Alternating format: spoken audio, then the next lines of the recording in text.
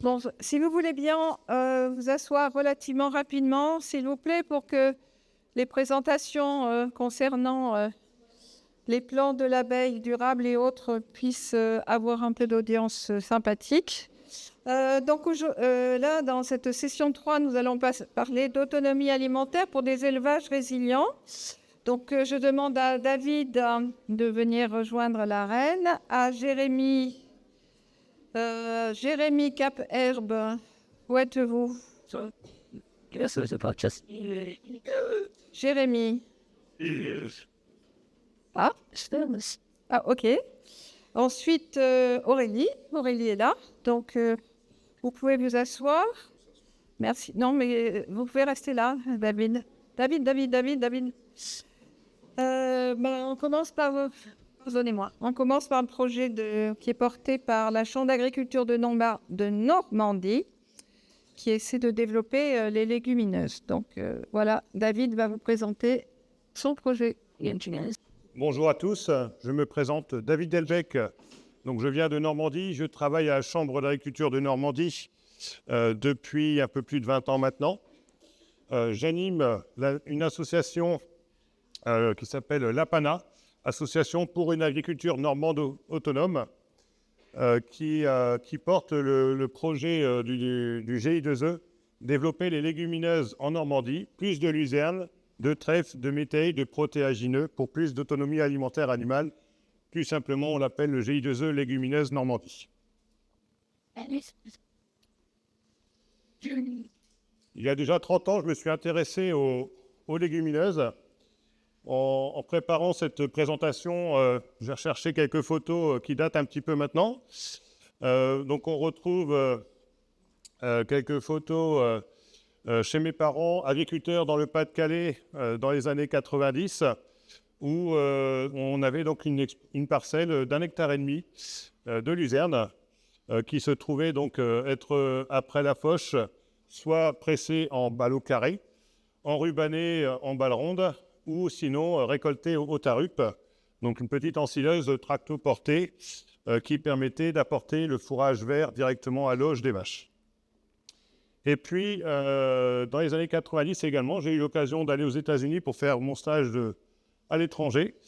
L'occasion également de voir que la luzerne là-bas avait une importance dans l'alimentation des vaches, puisqu'elle faisait partie des surfaces récoltées en foin également, sous forme de presse de petits ballots carrés, et puis également sous forme d'ensilage stocké dans les silos autour. L'aventure légumineuse avec le GI2E date de 2008, avec la mise en place d'un réseau d'agriculteurs du Calvados qui cherchaient donc à partager leurs expériences, bonnes, mauvaises, et l'idée étant de s'appuyer sur ces exploitations pour pouvoir en faire profiter les autres agriculteurs qui cherchaient soit à se lancer dans cette dynamique, soit la découvrir ou se perfectionner. C'est en 2019-2020 que le GI2E a fait son émergence pour se constituer sur un dossier de reconnaissance qui aujourd'hui court jusqu'en 2030. Donc à partir d'un groupe de 4 agriculteurs, l'association a pu se créer. L'objectif étant de 3 niveaux. Le premier, de rassembler, d'accompagner les éleveurs membres du groupe. Donc on a des éleveurs bovins lait, éleveurs bovins viande, de différents systèmes possibles, qu'on retrouve donc à l'échelle principalement du centre et de l'ouest du Calvados, que vous situez sur la carte. Donc répartis un petit peu sur toute la partie centre et ouest du Calvados, avec quelques points identifiés en rouge ici pour indiquer des exploitants qui ont accueilli des parcelles d'observation luzerne que l'on a particulièrement suivies au cours de ces dernières années. Dans le cadre du GI2E, on s'appuie sur des partenaires techniques et institutionnels qui sont la Chambre d'agriculture, le littoral normand, la Fédération des CUMA Normandie-Ouest, les coopératives agri-liteurs et la coopérative de Creully, ainsi que le campus agricole de Vire, avec qui nous avons pu faire différents travaux, et le Crédit agricole. Les deux autres objectifs que le GI2E s'est donné depuis sa création étaient d'accueillir, de faciliter des actions autour des légumineuses, que ce soit des expérimentations de fourrage, des portes ouvertes et des travaux pratiques avec les élèves, des journées de formation VIVEA sur lesquelles on peut également s'appuyer sur les exploitations du groupe.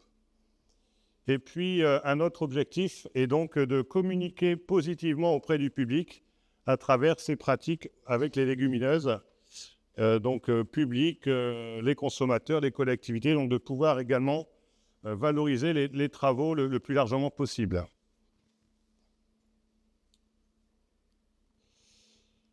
Alors, pourquoi la luzerne comme culture phare du GI2E ?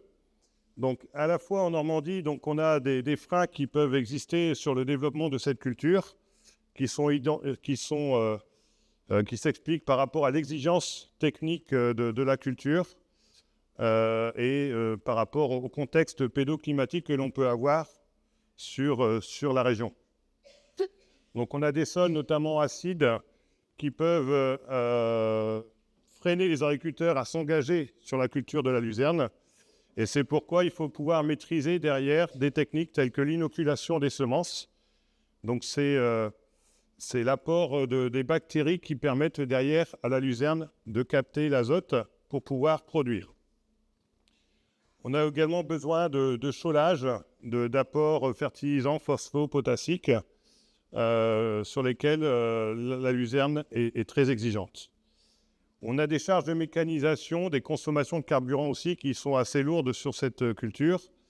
Et puis, on a aussi des conditions de conservation qu'il faut savoir maîtriser pour en faire un bon produit. Face à ces différents freins, les agriculteurs ont quand même en Normandie développé la luzerne. Quelques chiffres transmis par l'ASP, la DRAF et la DDTM et la courbe nous montrent clairement donc une hausse importante des surfaces de luzerne. Sachant qu'ici, on est sur les surfaces de luzerne hors mélange. Donc, dès qu'il y avait des mélanges avec d'autres espèces de prairies, graminées ou même autres légumineuses, c'est des surfaces qui n'apparaissent pas dans ces chiffres-là. Toutefois, on voit bien donc la forte hausse puisqu'on a un facteur de 2,3 en multiplication de surface depuis une dizaine d'années maintenant. Et donc, ça représente une dizaine de pourcentages d'agriculteurs qui déclarent la PAC sur la Normandie, pour des surfaces moyennes de 6,5 hectares. Pourquoi donc ces agriculteurs développent la luzerne ? L'objectif cité principalement, c'est l'autonomie en protéines.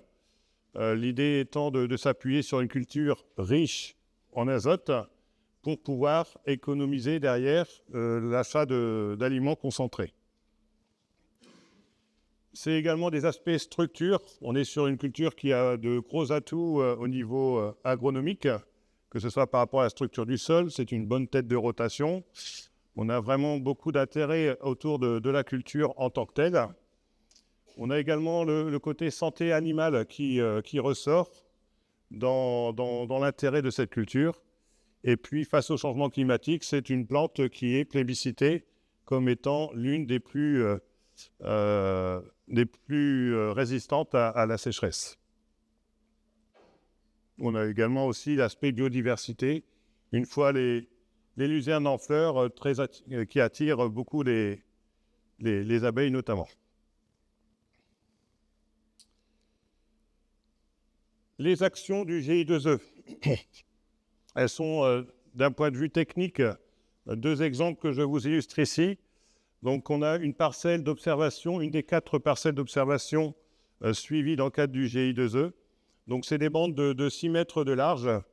Là vous avez une dizaine de bandes de différentes modalités qui peuvent être soit des variétés, des associations, des tests identifiés par le groupe et sur lesquels donc on passe avant chaque récolte de l'agriculteur pour réaliser des mesures, des analyses permettant derrière, avec le matériel qu'on a, qui est très simple, mais qui permet derrière donc d'obtenir le graphique que vous avez ici, avec donc les différentes variétés et par étage en fait les estimations les mesures réalisées en termes de protéines produites à l'hectare pour chacune de ces bandes.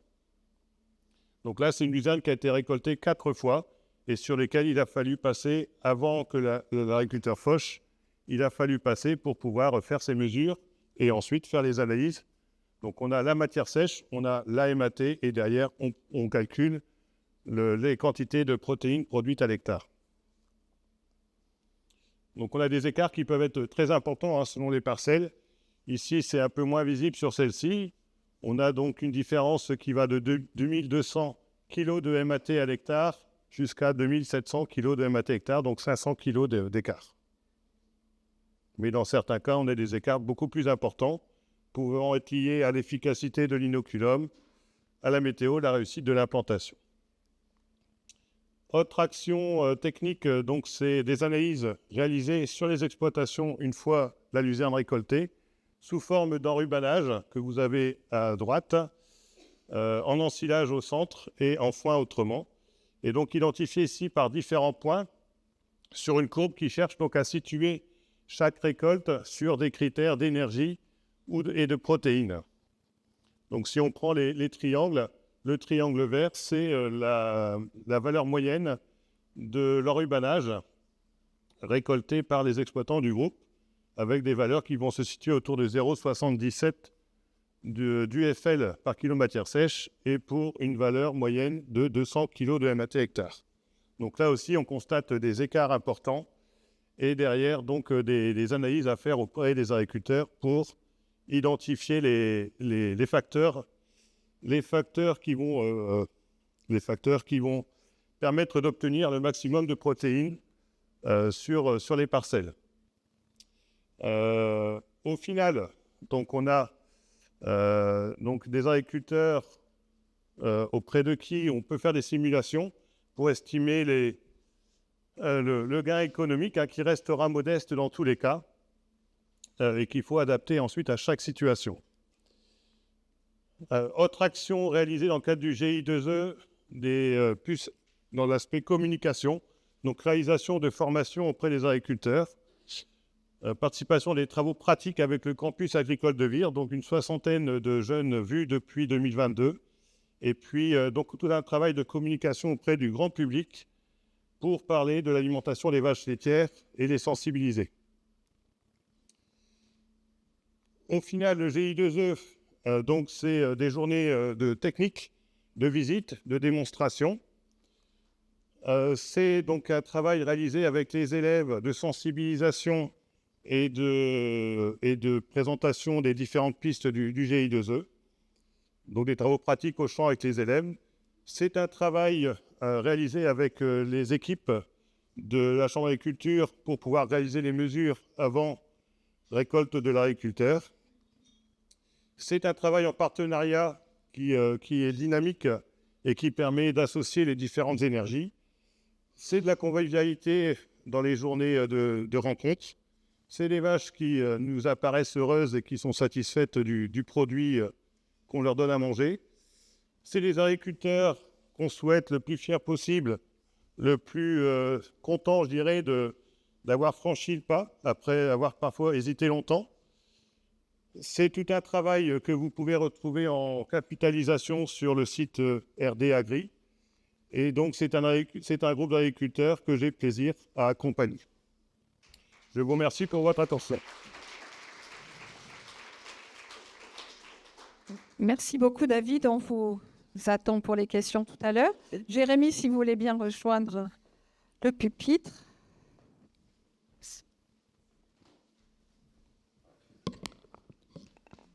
Bonjour à tous et à toutes, Jérémy Jost de l'Institut de l'élevage. Je vais vous parler du projet CAPERP, qui est un projet innovation et partenariat qui a eu lieu entre 2016 et 2019 et qui a travaillé à essayer de trouver des solutions pour faciliter les transitions des systèmes d'alimentation caprins vers une plus grande utilisation de l'herbe sous toutes ses formes. Et donc ce projet s'est fait en partenariat avec l'ensemble des acteurs de la recherche, du développement et de la formation que l'on a dans la filière caprine. L'histoire, elle débute dans les années 2010-2013, où les livreurs de lait de chèvre ont connu une crise laitière assez forte, avec une forte diminution du prix du lait, une forte augmentation des intrants, ce qui a été très néfaste quand on sait que 65% de la ration est composée de fourrage et qu'on a entre guillemets que entre 55 et 70% d'autonomie alimentaire dans les exploitations.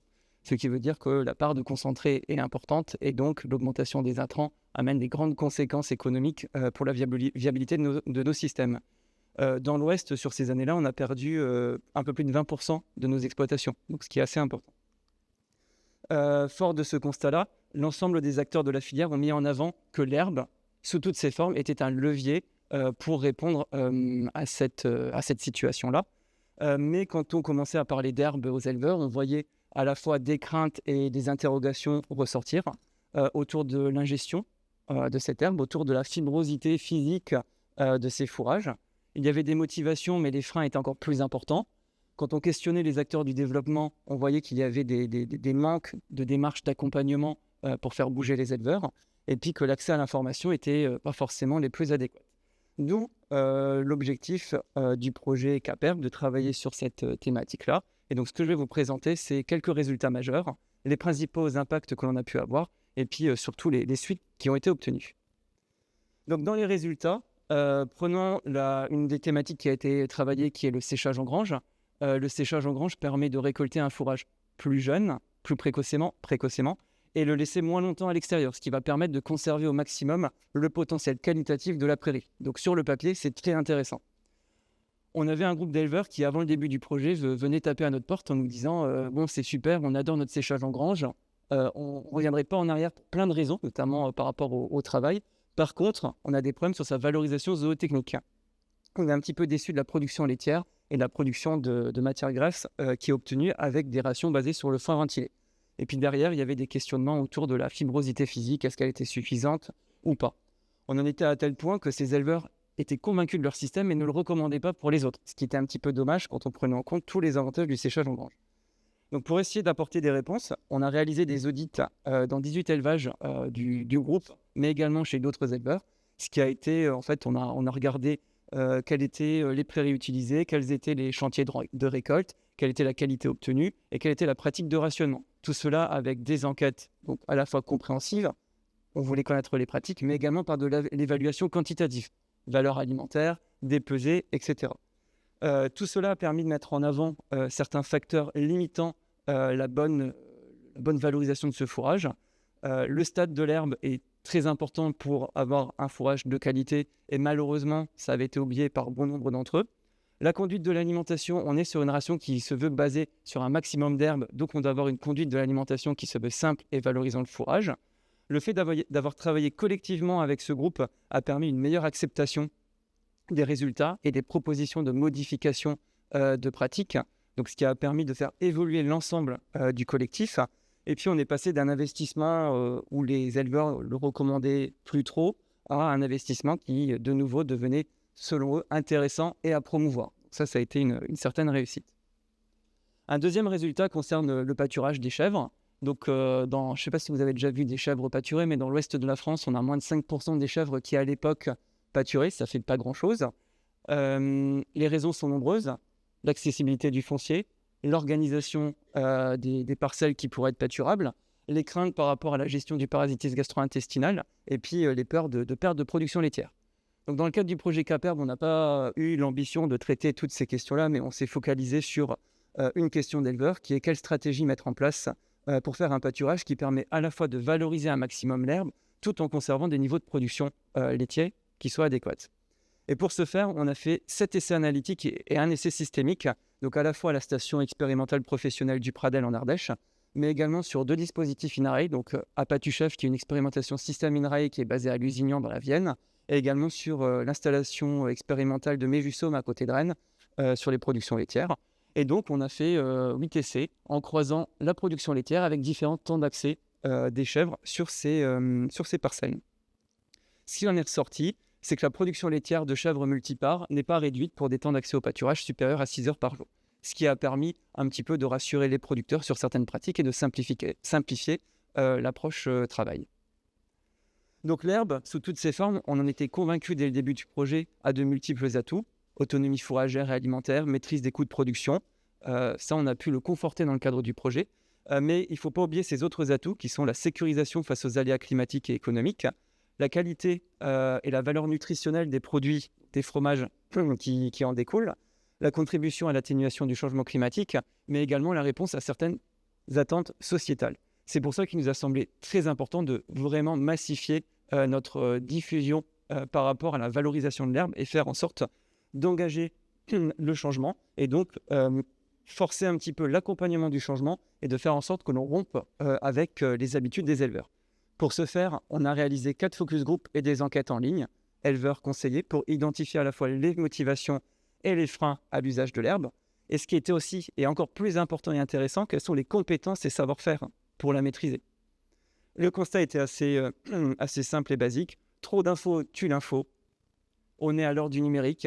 Internet, on trouve beaucoup de choses, des choses très intéressantes, moins intéressantes. C'était la naissance des réseaux sociaux, donc encore une accélération de l'information. Voilà, il n'y avait pas forcément des retours, il y avait des attentes pour des retours d'informations un petit peu plus fiables, plus structurés et adaptés aux chèvres. Et puis le deuxième point, c'était que les producteurs voulaient faire leurs propres expériences et garder une cohérence. Une solution peut être intéressante dans un élevage, mais pas forcément dans une autre. On en a parlé ce matin, et donc il fallait leur permettre de pouvoir réfléchir à la cohérence des solutions mises en place. D'où notre stratégie de communication, qui a été de proposer des synthèses pour les rendre autonomes d'un point de vue décisionnel. Donc expliquer les intérêts, les avantages et les inconvénients des différentes solutions proposées. Et c'est comme ça qu'on a fait une diversité de livrables, des parcours web pédagogiques, donc accessibles sur Internet, qui mobilisent des podcasts, des vidéos, des infographies, des articles, des guides techniques sur l'enrubanage, la ration mélangée, le séchage en grange, le pâturage et le foin, des outils en ligne, et puis également des mémos et des personas pour les techniciens, qui est un petit peu un vadémécum, une checklist de choses à penser quand on va faire du conseil sur l'utilisation de l'herbe. Donc Caperb, j'en suis convaincu et heureusement, a contribué à des changements de pratique vers plus d'herbe dans nos exploitations caprines. Le premier vecteur de diffusion, ça a été la mobilisation de 8 collectifs d'éleveurs dans les travaux qui ont été menés. Ces collectifs d'éleveurs ont suivi les essais, ont mis en place des essais, ont mis en place des suivis. Et donc, ça a été les premiers vecteurs après de la diffusion. Et quand c'est les éleveurs qui parlent, ça a beaucoup plus d'impact que quand c'est nous. Donc, c'est important de les mobiliser et d'utiliser cette logique. Le deuxième, ça a été de mobiliser également les réseaux techniques dont nous disposons, à la fois nationaux et régionaux, pour faire la diffusion au fil de l'eau des résultats au-delà des acteurs du projet. Et puis, on a fait une diffusion large lors d'événements techniques de la filière et avec un petit temps de travail sur le fait de faire à la fois du technique mais du ludique aussi, être bon sur le fond et sur la forme pour favoriser l'acceptation et la prise en compte de ce que l'on dit. Un petit bémol quand même, donc on a mis en place beaucoup de choses. Les objectifs de moyens ont été atteints. Par contre, si on veut évaluer les objectifs de résultats, je vous propose, alors c'est très relativisé beaucoup parce qu'on va s'intéresser aux données Inosis réseau d'élevage, qui est un échantillon évidemment biaisé, mais c'est ce qu'on a de mieux actuellement pour voir si les choses ont évolué chez les éleveurs. Donc on a étudié un effectif constant, donc c'est une 50aine d'élevages entre 2014 et 2020, et on a regardé les indicateurs de valorisation de l'herbe, comment ils ont évolué. Et on voit qu'on est parti de 60% de fourrage dans la ration en 2014, en 2020, on est sur le même niveau. Sur les quantités de concentré déshydratés utilisées, qui est un indicateur qui va représenter la valorisation vraie du fourrage, et on voit qu'on est également sur les mêmes niveaux. Donc ce qui veut dire que même si on crée une dynamique, si les structures techniques de recherche engagent des choses, c'est bien, ça va accompagner, ça va apporter des solutions individuelles.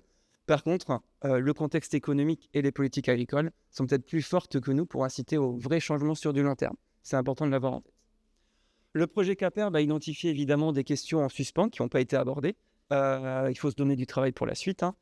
Et donc, on a pu le faire grâce à différents projets financés par le CASDAR, France Agrimaire ou l'Institut Carnot, donc notamment sur la gestion d'herbes par les chèvres, avec des essais analytiques et des suivis en élevage, et puis également concernant la gestion du parasitisme au pâturage, notamment l'utilisation par exemple du sainfoin pour gérer le parasitisme. Une autre question qui en est ressortie et qui vient principalement des producteurs, ça concernait la prise en compte du changement climatique. L'herbe va être très impactée par l'évolution du climat, donc c'est important d'y travailler très localement. On ne peut pas faire de la macro comme ce qu'on a vu ce matin sur l'agronomie. Et donc on a différents projets à la fois nationaux et régionaux qui ont poursuivi et qui ont valorisé les résultats de Caperb en l'impliquant localement. Et puis également, on peut se féliciter d'avoir créé une unité mixte technologique, donc l'UMT Système Caprin Durable de demain, qui rassemble une quarantaine de chercheurs et ingénieurs pour la filière caprine, pour apporter des réponses pour demain, et que ce dispositif de recherche appliquée est totalement connecté à différents réseaux techniques régionaux et nationaux pour avoir des solutions qui soient le plus opérationnelles possible. Donc le groupe Alimentation Caprin au niveau national, le réseau REDCap pour Nouvelle-Aquitaine, Pays de la Loire, Cap Pradel en Auvergne-Rhône-Alpes et le programme Herbe et Fourrage en région centre. Si vous voulez aller plus loin, toutes les références sont disponibles sur le site internet du réseau REDCap. Et puis, comme tous les autres projets CASDAR, vous avez une publication dans Innovation Agronomique et puis différents supports proposés. Et puis, merci pour votre attention. Et puis, les chèvres, elles pâturent et elles aiment le trèfle. Comme vous le voyez à la photo, c'est pas un photomontage. Merci beaucoup, Jérémy.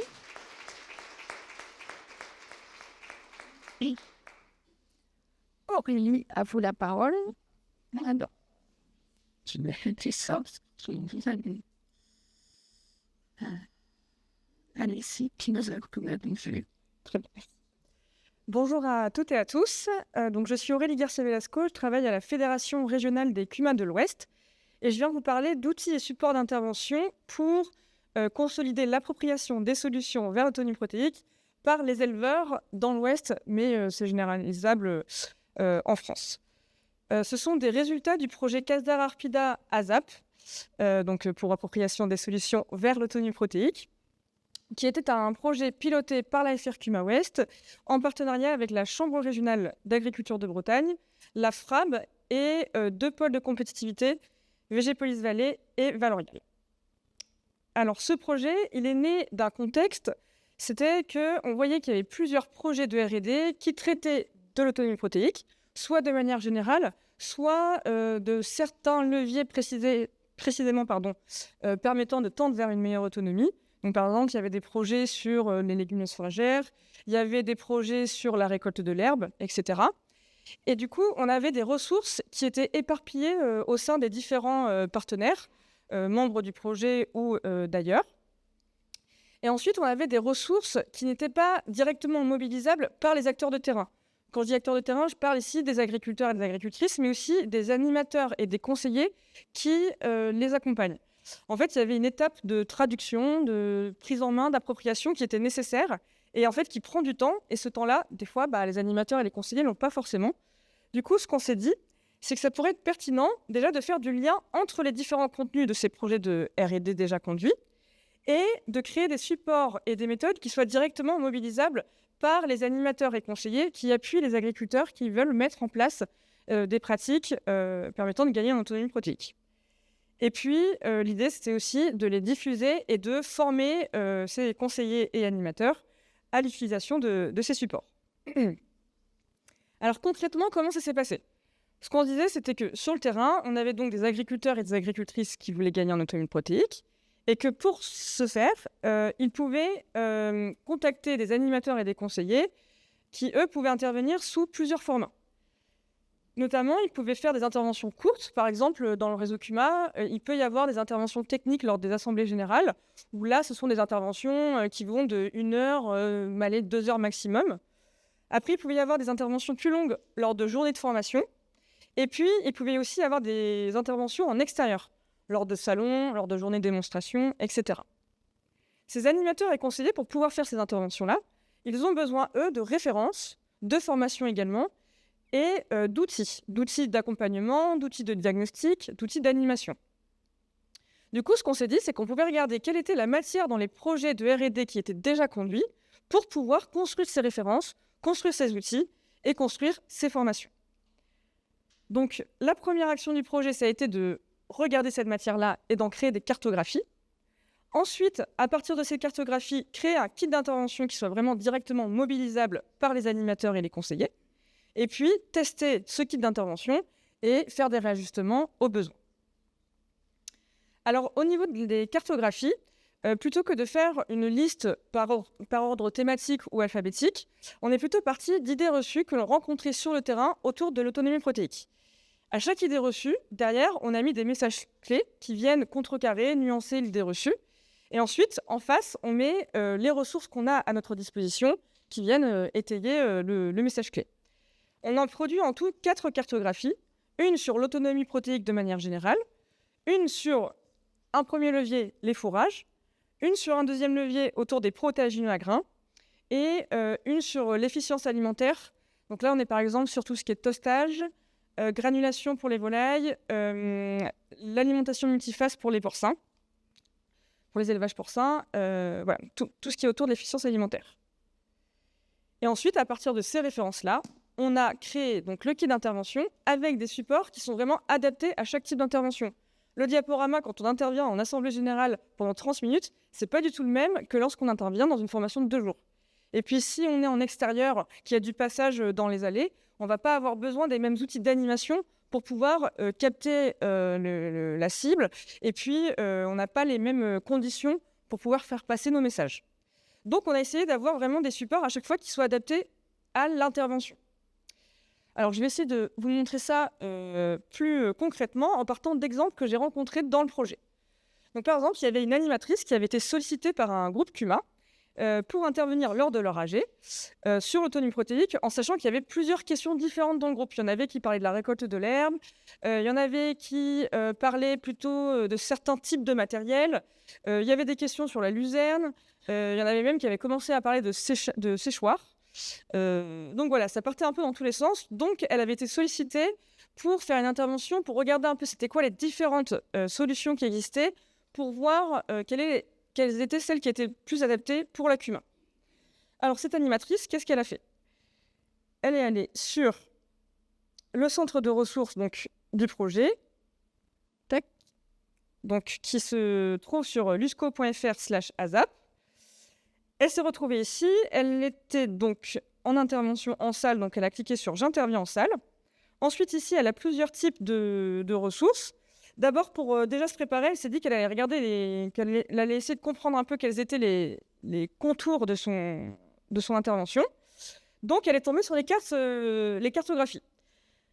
Elle a senti que c'était plutôt des questions autour des fourrages, donc elle a cliqué sur « Réponse aux idées reçues sur les fourrages ».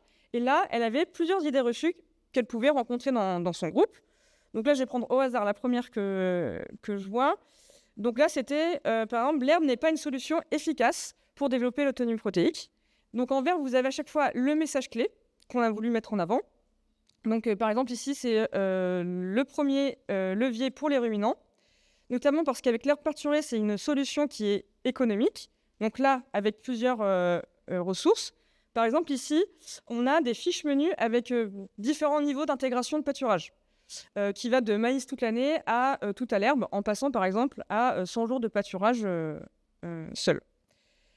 Ensuite, on a un autre message clé, un troisième, c'est que l'herbe récoltée, c'est aussi une solution, mais par contre, c'est à condition de récolter des fourrages de qualité.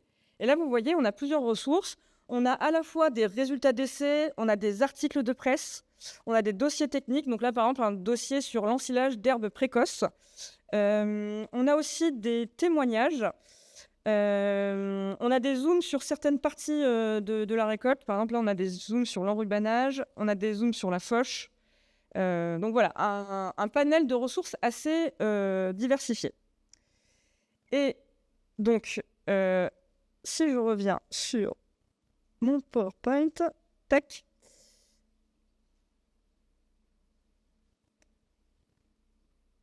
Donc ensuite, cette animatrice, elle a pu préparer son intervention à partir de ses références. Et quelques mois après l'Assemblée générale, les agriculteurs de la CUMA y voyaient plus clair et on souhaitait la revoir, mais cette fois-ci pour une formation vraiment centrée sur quelques leviers qu'ils avaient identifiés. Donc super, l'animatrice retourne dans la CUMA et à nouveau, elle se connecte sur lusco.fr/ASAP pour préparer cette fois sa formation. Donc là, elle devait intervenir une journée entière, donc elle a cliqué sur « J'interviens ». Je suis désolée, j'ai pas de Mac, alors voilà. Tac, j'interviens en formation, voilà. Et donc, elle a commencé par regarder des déroulés pédagogiques pour concevoir le programme. Alors, ces ressources, en fait, elles sont téléchargeables et ensuite modifiables. Donc, c'est-à-dire qu'on peut utiliser ce qu'on a envie, supprimer ce qui ne nous va pas et intégrer des choses que l'on a déjà en stock. Donc, par exemple, là, j'ai cliqué sur une journée et on voit, on a un conducteur où on a des propositions de séquences. avec une matinée qui se concentre sur la définition de l'autonomie protéique, avec une activité participative sur, pour vous, qu'est-ce que ça vous évoque l'autonomie protéique, et derrière un exposé où il y a déjà des diaporamas qui sont dans le centre de ressources. Ensuite aussi, on a des témoignages qui sont à disposition pour une autre activité avec des témoignages d'agriculteurs et d'agricultrices. Et puis, on a une après-midi qui est plus centrée sur choisir la solution adaptée à son système, avec une première étape de diagnostic, et puis ensuite des activités proposées pour aller creuser certaines solutions. Si vous regardez dans le centre de ressources, vous avez les outils d'animation qui vous permettent de dynamiser la formation, éviter du trop descendant et faire participer les stagiaires. Et puis, vous avez aussi des diapositives. Par exemple, si je pars des légumineuses fourragères, vous avez légumineuses fourragères, la récolte, un diaporama que vous pouvez télécharger et modifier, avec à chaque fois une première diapositive qui vous dit combien de temps dure la présentation et quelle est la cible, l'objectif. Ensuite, vous avez pas mal d'éléments, à chaque fois structurés, avec notamment des résultats chiffrés de retour d'essai, des éléments de définition, des préconisations, etc. Je ne vais pas vous défiler tout ça. Et en fait, à la fin, vous avez qu'est-ce qu'il faut retenir en quelques mots. Et ensuite, vous avez une diapo avec les liens vers des ressources complémentaires pour aller plus loin. L'idée, c'était vraiment d'avoir quelque chose d'assez guidé qu'on peut utiliser tout de suite, mais aussi d'avoir les ressources pour aller plus loin si on a besoin de creuser. Donc ça, c'était pour un exemple d'animatrice qui était sollicitée pour intervenir en salle, soit en AG, soit en formation. Mais vous pouvez aussi avoir une intervention en extérieur. Et là, vous allez avoir vraiment d'autres types de supports.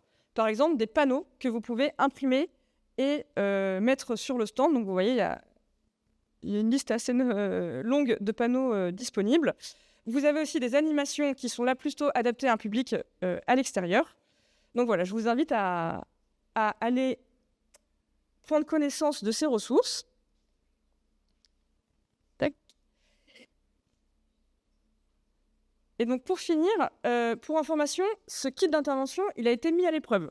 Il y a eu en tout 54 interventions dans les réseaux partenaires qui ont mobilisé ce centre de ressources-là. Donc, il y a eu notamment 9 interventions en CUMA, 40 interventions dans le réseau bio. Il y a aussi eu 3 interventions en salon avec carrément un espace dédié à l'autonomie protéique. Donc, c'est notamment pour ça qu'on a pas mal de références et de ressources sur les interventions en extérieur. Et ensuite, on a aussi travaillé avec l'enseignement avec une demi-journée de co-construction à partir de ces ressources pour voir comment on pouvait travailler aussi avec les enseignants. Donc, je vous invite à faire un tour sur lusco.fr/ASAP. Merci. Merci Aurélie.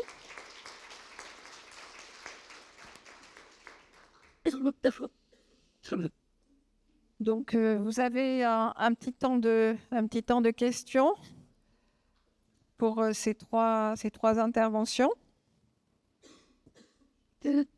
Oui. Yes. Oui, bonjour, Fabrice Bellini, INRAE. Merci beaucoup pour ces présentations inspirantes. Moi, j'avais une petite question pour Jérémy, pour revenir sur le mai de ta diapo.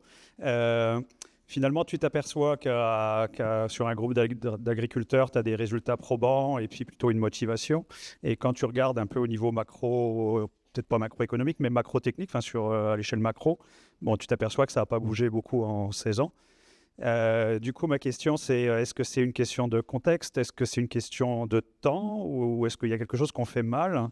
Voilà, je voudrais un peu ton avis là-dessus, parce qu'il y a d'autres indicateurs qui disent un peu la même chose. Et du coup, Alors, dans le cadre d'un projet que j'anime depuis 10 ans en région Nouvelle-Aquitaine et Pays de la Loire, donc le réseau RedCap, on suit également un groupe d'une trentaine d'éleveurs de chèvres qui se voulaient, il y a 10 ans, très ambitieux sur l'autonomie alimentaire et la valorisation de l'herbe. Donc, ils étaient bien meilleurs sur les indicateurs que j'ai mis, et puis d'autres que les fermes de référence. Vraiment pionniers, on était sur 80% d'autonomie alimentaire, sur 65% de fourrage, donc 450 grammes de concentré pour faire un litre de lait. Ce qui, en caprin, est génial. Il ne faut pas comparer avec les références vaches laitières. Pour nous, c'est très bien. Et on a regardé 10 ans après où est-ce qu'ils en sont. Et bien, en fait, ils mettent un peu moins de fourrage, ils mettent un petit peu plus de concentré. Et on peut les comprendre. À l'heure actuelle, le lait est entre guillemets bien payé. Donc ça vaut le coup de faire un petit peu plus de lait grâce au concentré, sachant que la chèvre laitière a la capacité de très bien répondre à l'apport de concentré. Et on peut aussi le comprendre dans un contexte de simplification du travail. Faire du fourrage, on y croit tous, mais ça demande un petit peu plus de travail. C'est pas forcément la même chose d'une année sur l'autre. C'est moins stable qu'à concentré. Donc je pense qu'il y a ces deux contextes-là qui sont à prendre en compte. D'où le fait qu'il faut des incitations. Après ça, c'est un constat qui est assez facile à faire dans des zones laitières en conventionnel. On a eu un engouement pour la bio dans la filière caprine autour des années 2014-2016. Puis après, un petit peu disparu. Il y en a un petit peu moins. Mais dans cette période-là, on a eu beaucoup d'éleveurs qui passaient au pâturage et moins de concentré. Donc, c'était incitateur. Et l'autre élément, c'est qu'on a beaucoup d'AOP. On a 17 AOP dans la filière caprine qui fait, je crois, plus de 40% du volume de lait, avec des cahiers des charges qui obligent à limiter les concentrés, à valoriser l'herbe. Et dans ces zones-là, le constat est un petit peu plus positif.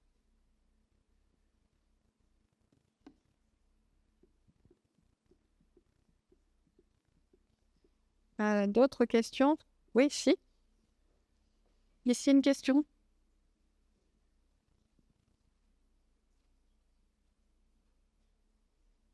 Question?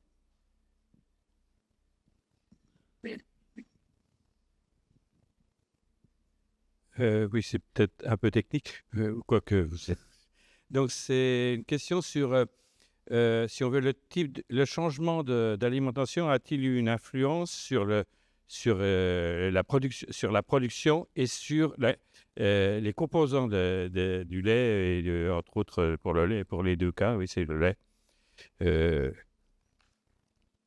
Je dirais après pour la valorisation aussi, derrière. Alors, pour la valorisation, donc au niveau filière, il n'y a pas de filière spécifique pour les agriculteurs qui font cette démarche d'alimenter leurs vaches avec plus de légumineuses ou pour réduire la part d'aliments achetés en concentré.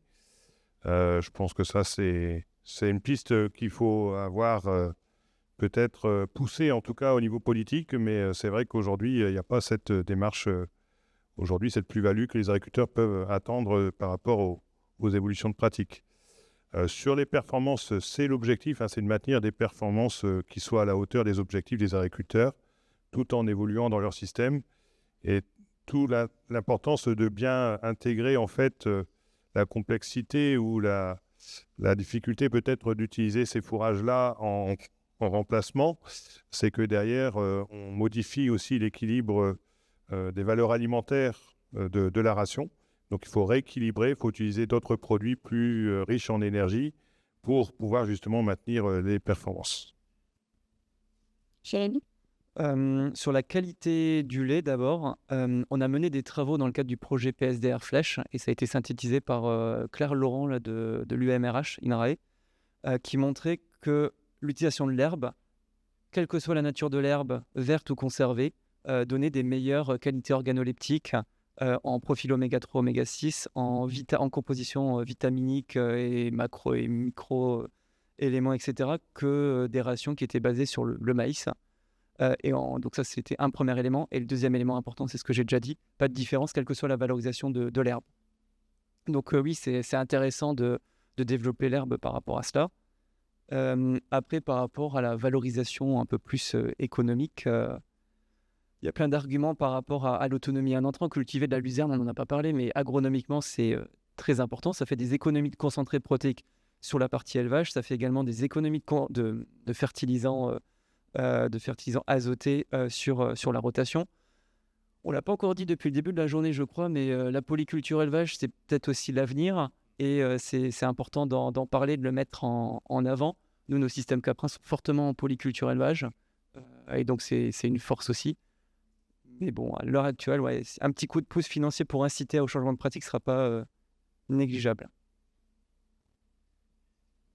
Oui, parce que j'ai posé la question parce qu'il y a eu un travail qui a été réalisé c'est en Normandie sur le fait d'être plus en pâturage sur la question du beurre, les problèmes d'oméga 3. C'est-à-dire qu'ils ont fait une analyse, c'est la ferme blanche. La ferme expérimentale de la Blanche Maison. C'est ça, oui. Il y a un petit peu. Si on compare un beurre de Normandie fait à l'herbe verte et un beurre AOP Charente-Poitou, c'est pas du tout la même couleur, c'est pas du tout la même ration. Et il y a des travaux qui donnent des informations par rapport à cela.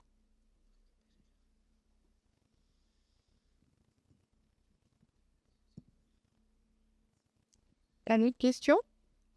Donc, si, une ici, en bas.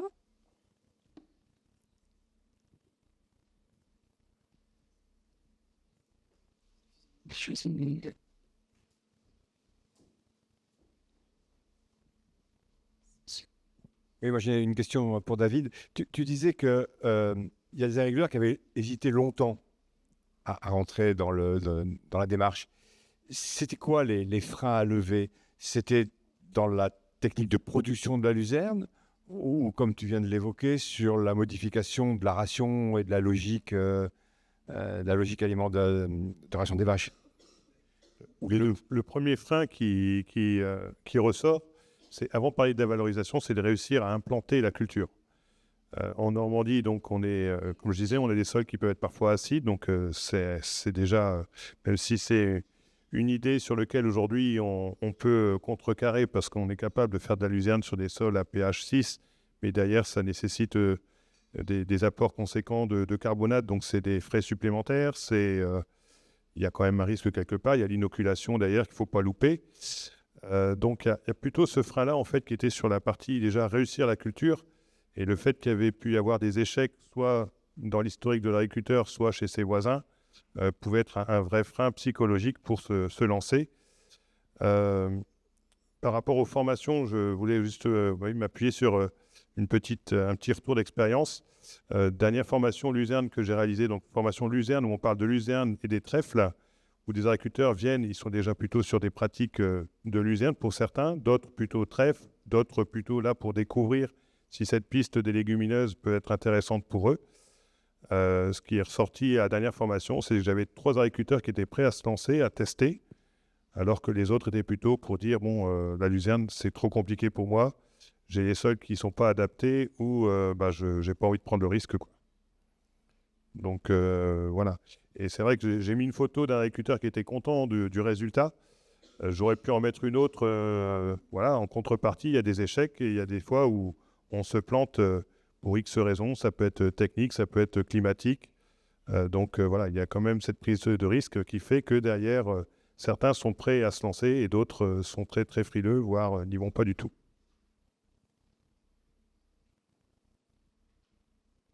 Une autre question ici. Ce qu'on voit dans les idées reçues autour des légumineuses fourragères, donc il y a toute une partie sur l'implantation qu'on retrouve aussi, nous, dans ASAP. Et après, il y avait aussi nous, on a trouvé des idées reçues sur la partie récolte, avec une plus grande technicité nécessaire pour la récolte de ces fourrages, avec notamment pour la luzerne des feuilles qui sont plus fragiles, sauf que c'est elles qui concentrent toute la protéine, donc des gros enjeux sur maîtriser ce paramètre-là. Avec quel matériel, ensuite quelle organisation derrière, des fois des matériels qui respectent plus la légumineuse mais qui est plus coûteux. Donc, comme on accepte par exemple les entonnoirs à tapis, on avait aussi des freins nous rencontrés sur la récolte. Et Sophie Cambon-Cros, animatrice de la fresque du sol au champ des possibles. Ma question, c'est par rapport quand vous avez été plusieurs à indiquer il y a besoin d'un peu plus d'incitation parce qu'économiquement, il n'y a pas forcément une différence immédiate. Par contre, à chaque fois, il y a des externalités positives, préservation des sols, préservation de la biodiversité, etc. Malheureusement, ce n'est pas trop valorisé.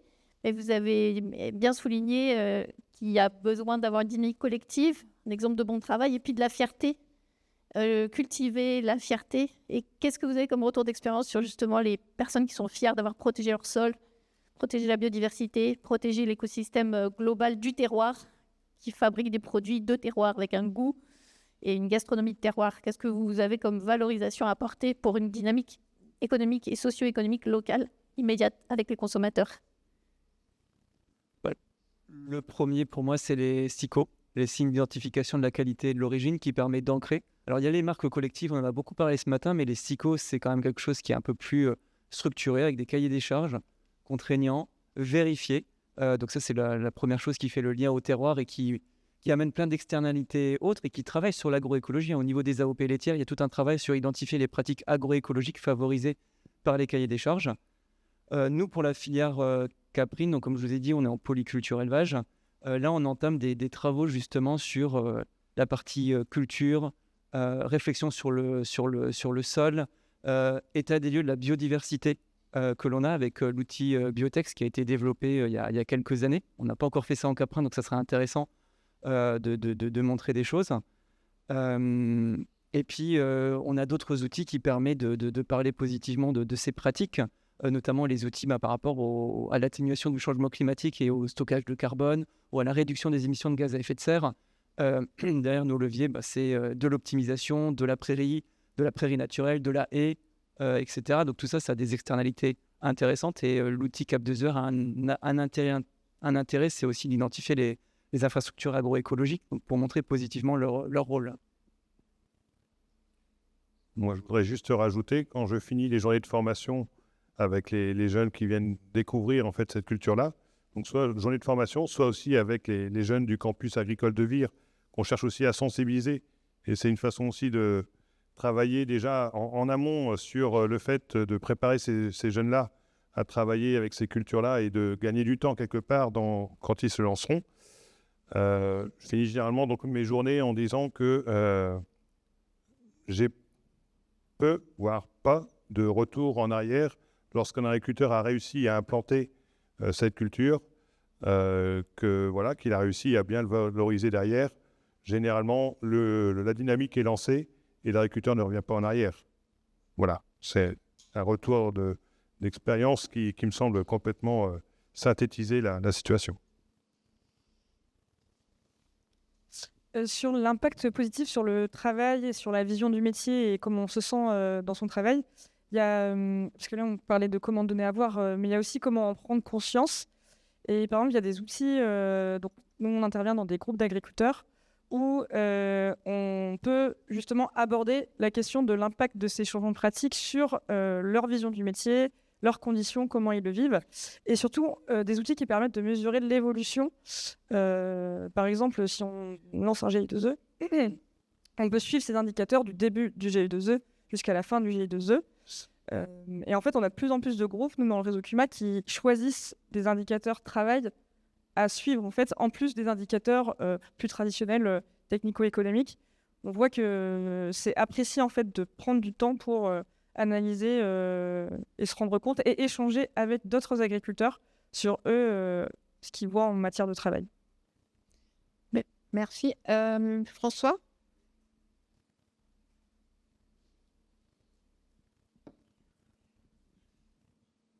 Oui, juste une question de compréhension. Vous avez vraiment fait un casse d'art donc sur de la synthèse de documents et sur le fait de les mettre en ligne en faisant des animations, etc. C'est ça. Et est-ce que vous savez par qui ça a été utilisé? Est-ce que vous avez une traçabilité sur ce qui ça a été utilisé? Comment ça a été utilisé? Et après, est-ce que vous avez fait appel à des professionnels pour faire les montages, etc. Alors, au niveau de l'utilisation en interne, ça, on peut le tracer plus ou moins facilement. Donc, par exemple, dans le réseau CUMA, il y a eu des actions de diffusion et de formation auprès des animateurs et animatrices du réseau.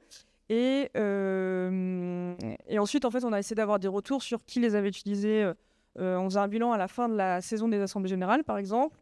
On essayait de suivre le nombre de démonstrations où il y avait ce sujet-là qui était ressorti. Par exemple, des démonstrations sur... tout à l'heure, j'ai parlé des antenneurs à tapis. Mais on a eu un moment où on a eu pas mal de démonstrations sur ce sujet-là. Donc, en interne, au réseau CUMA, ça, oui, je peux faire le suivi. Après...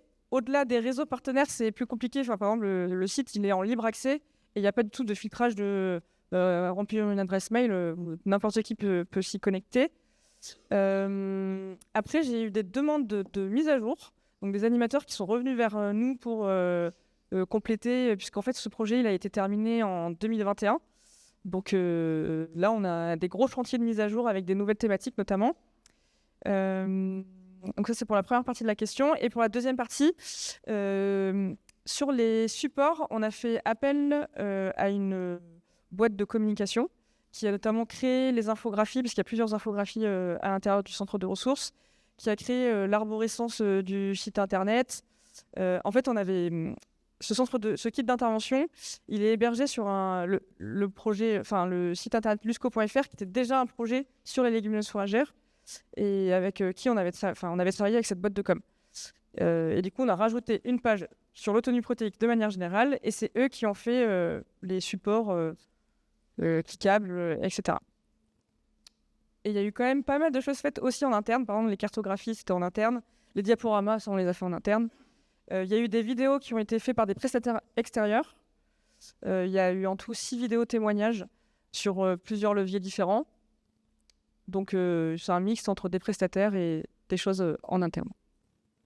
Merci Aurélie. Une dernière question sur le chat. Alors, est-ce qu'il y a des liens entre les travaux de groupe de David et Jérémy et le sujet du bien-être animal et de l'éleveur? Alors, au niveau du bien-être de l'éleveur, on en parle à travers les indicateurs. Ça a été cité tout à l'heure, donc il y a des indicateurs triple performance qui sont identifiés au départ au moment du dépôt du dossier GI2E. Donc, il y a également des indicateurs sur la partie bien-être de l'agriculteur et son ressenti par rapport au métier. Et puis, on est en contact avec d'autres GI2E, que ce soit au niveau Normandie, que ce soit à travers des contacts qu'on peut avoir comme aujourd'hui éventuellement. Ça peut créer du lien pour justement avoir des GI2E qui travaillent sur ce sujet-là et permettre de croiser nos différents travaux et de pouvoir avancer ensemble sur nos différentes activités. Jérémy? Au jour d'aujourd'hui, je ne sais pas si les chèvres qui pâturent sont plus heureuses que celles qui sont avec du séchage, avec du foin ventilé ou de l'enrubanage. Par contre, on a des travaux en cours avec l'Institut de l'élevage, notre interprofession caprine, pour développer un outil d'évaluation du bien-être des exploitations des chèvres. Et donc, c'est des choses qui pourront être faites par la suite, à la fois en élevage. Et puis, il y a également des travaux en cours à INRAE sur ces sujets-là dans nos fermes expérimentales et notamment celles qui ont une approche systémique. Et par rapport au bien-être des éleveurs, ils viennent à nos réunions, ils sont assez satisfaits, on fait des moments conviviaux. Donc je pense que c'est plutôt positif. Pas généralisé, mais ça devrait aller. Sans plus de questions, donc merci beaucoup à tous les trois encore.